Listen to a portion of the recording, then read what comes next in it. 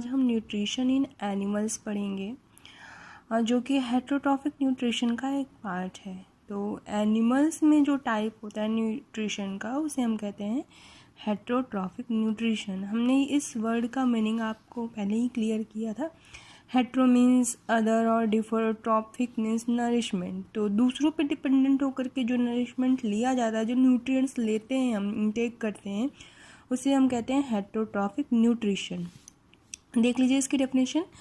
In this organism directly और indirectly depend on autotrophs. अब इसका मतलब समझ लीजिए कि जो ऑर्गेनिज्म है वो डायरेक्टली या इनडायरेक्टली ऑटोट्रॉफ पर फूड के लिए कैसे डिपेंडेंट हैं। डायरेक्टली तो अगर हर्बीवोर है वो सीधी तरीके से प्लांट्स ही तो ऑटोट्रॉफ होते हैं, ग्रीन प्लांट्स। तो अगर डायरेक्टली फीड करते हैं ग्रीन प्लांट्स को हर्बीवोर्स, तो वो कहलाएगा directly autotrophs, directly depend on autotrophs. And अगर हम कॉर्निवोर हैं तो हम उन हर्बीवोर को खाते हैं जो प्लांट्स को खाते हैं, ग्रीन प्लांट्स को। तो हम इनडायरेक्टली भी डिपेंडेंट हैं किस पर, ऑटोट्रॉफ। भाई हर्बीवोर अगर खाएगा नहीं तो वो जिंदा नहीं रहेगा, अगर वो जिंदा नहीं रहेगा तो कॉर्निवोर या ओमनिवोर उसे कैसे फीड करेंगे। तो इसलिए हमने कहा है इन दिस ऑर्गेनिज्म डायरेक्टली और indirectly depend on autotrophs for food. Organism which show this mode of nutrition, वो ऑर्गेनिज्म जो इस तरीके का न्यूट्रिशन शो करते हैं, उन ऑर्गेनिज्म को क्या कहते हैं, हेटेरोट्रॉफ्स। जैसे इससे पहले आपने पढ़ा था कि जो ऑर्गेनिज्म खुद से अपना खाना बनाते हैं उन्हें ऑटोट्रॉफ्स कहते हैं। तो वैसे ही जो ऑर्गेनिज्म दूसरों पर डिपेंडेंट होकर के अपना खाना लेते हैं उन्हें हम क्या कहते हैं, हेटेरोट्रॉफ्स। एग्जाम्पल के लिए तो सारे एनिमल्स आ जाएंगे आपके। एंड प्लांट्स लैकिंग क्लोरोफिल, जो प्लांट्स जिनके पास में क्लोरोफिल नहीं होगा, और क्लोरोफिल नहीं होगा तो ऑब्वियस सी बात है वो ग्रीन नहीं होंगे, तो वो प्लांट्स भी आ जाएंगे लाइक फंजाई। इस तरीके के एग्जाम्पल आएंगे किसमें, हेटेरोट्रॉफिक न्यूट्रिशन में। तो ध्यान दीजिएगा, सिर्फ प्लांट्स वही ऑटोट्रॉफिक न्यूट्रिशन शो करेंगे जो ग्रीन होंगे, जिनके पास क्लोरोफिल होगा। जिनके पास क्लोरोफिल नहीं है तो वो भी हेटेरोट्रॉफिक न्यूट्रिशन ही शो करेंगे। हेटेरोट्रॉफिक न्यूट्रिशन को बच्चों 3 पार्ट्स में डिवाइड करेंगे। First one saprotrophic nutrition, second one parasitic nutrition, third holozoic nutrition. तो हम 1 बाय 1 तीनों को क्लियर करेंगे। First saprophytic nutrition, organism feed on dead and decaying plants and animals material. जो प्लांट और एनिमल्स के डेड एंड डिकेइंग पार्ट्स हैं उन पे जो ऑर्गेनिज्म फीड करते हैं, जैसे कि पत्ती सड़ गई, गल गई, या कोई जानवर दब के कुचल के मर गया, तो उनसे जो अपना खाना लेते हैं जो ऑर्गेनिज्म, उनके न्यूट्रिशन को हम क्या कहते हैं, सैप्रोफिटिक न्यूट्रिशन। और उन ऑर्गेनिज्म को हम सैप्रोफाइट्स कह देते हैं। तो जैसे फंगस हैं, बैक्टीरिया हैं, कोई भी ऑर्गेनिज्म सड़ गया, गल गया या मर गया, चाहे वो प्लांट्स का हो चाहे वो एनिमल का, तो उनसे खाना अपना कौन लेते हैं, फंगस और बैक्टीरिया। तो इस तरीके के न्यूट्रिशन को सैप्रोफिटिक न्यूट्रिशन कहते हैं और इन ऑर्गेनिज्म को हम सैप्रोफाइट्स कहते हैं। Next parasitic nutrition, organism obtain food from the body of another living. Organism जो अपना खाना किसी दूसरे ऑर्गेनिज्म की बॉडी से लेते हैं, और ऑर्गेनिज्म कैसा हो, लिविंग हो, और उस समय जिससे अपना खाना लेते हैं उनको हम क्या कहेंगे, होस्ट। तो ऑर्गेनिज्म जो खाना ले रहे हैं वो तो पैरासाइट कहलाएंगे, पर जिनके ऊपर रह करके खाना ले रहे हैं वो क्या कहलाएंगे, होस्ट। फिर से समझ लीजिए, पैरासिटिक न्यूट्रिशन में ऑर्गेनिज्म खुद से खाना नहीं लेता है, ना किसी के पास जा कर के लेता है, बल्कि वो दूसरे की बॉडी में रह करके उससे खाना लेता है। और जिसकी बॉडी में रह रहा है उसे वो होस्ट कहलाएगा, और जो खाना ले रहा है, जो अपना न्यूट्रिशन ले रहा है, उसे क्या कहेंगे, पैरासाइट। ये 2 तरीके के होते हैं। First one endoparasite, second one exoparasite. तो नेम से ही क्लियर है, endo means inside, exo means outside. So definition is parasite lives inside the body of host. Endoparasite वो पैरासाइट होते हैं जो होस्ट की बॉडी के अंदर रहते हैं, inside. And exoparasite, parasite lives on the body of host. जो पैरासाइट होस्ट की बॉडी पर रहते हैं, मतलब आउटसाइड की बात हो रही तो वह एक्सोपैरासाइट कहलाते हैं। एग्जाम्पल, एंडोपैरासाइट में अगर आप देख लें टेप वॉर्म, राउंड वॉर्म, जो आप सबने सुना होगा, पेट के कीड़े ह्यूमन बींग में कॉमन है, तो पेट के कीड़े यही आपके राउंड वॉर्म ही होते हैं, तो वो हमारे इनसाइड द बॉडी होते हैं, ठीक। और ह्यूमन बींग की अगर हम बात करें, लीच, लाइस, जुए आप सबके लिए कॉमन वर्ड होगा, तो जुए आउटसाइड द बॉडी। अब होस्ट का काम ह्यूमन बींग उनके लिए करते हैं, और पैरासाइट कौन होता है, लाइस। होस्ट ह्यूमन बींग होता है और पैरासाइट कौन होता है, राउंड वॉर्म, पर ये इनसाइड द ह्यूमन बींग होते हैं, इसलिए ये एंडो पैरासाइट हुए।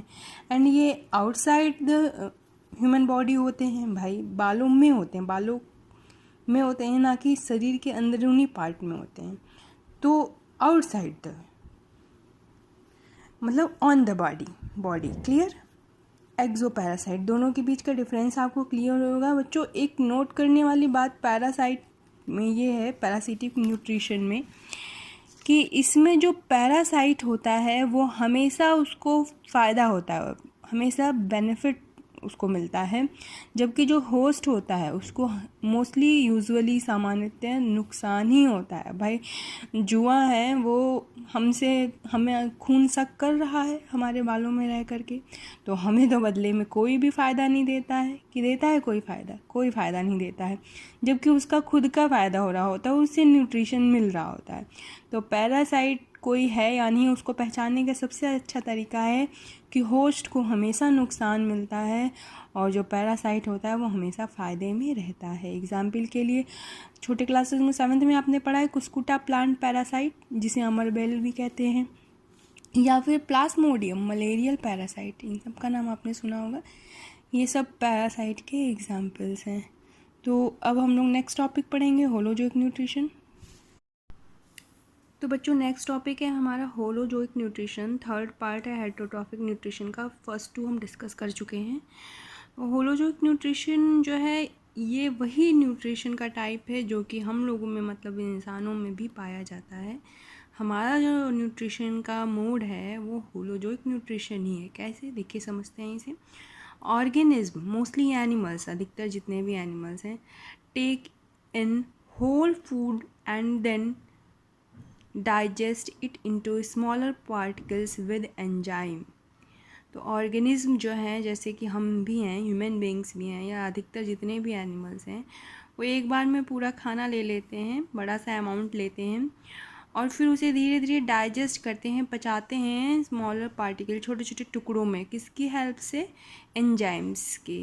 एंजाइम्स जो है कैटलिस्ट का काम करते हैं, ये इन्हें हम बायो कैटलिस्ट कहते हैं। ये रेट ऑफ रिएक्शन जो होता है, खाने के पचने की जो दर होती है उसको बढ़ा देता है एंजाइम। जो आपको बता दें कि अगर हमारे शरीर में, चाहे ह्यूमन बींग्स हो या दूसरे एनिमल्स हो, अगर हमारे बॉडी में एंजाइम्स नहीं होंगे तो एक बार का खाया हुआ खाना पचने में, अगर आप एक बार खाना खाते हैं तो उसको पचने में 50 साल लग जाते हैं।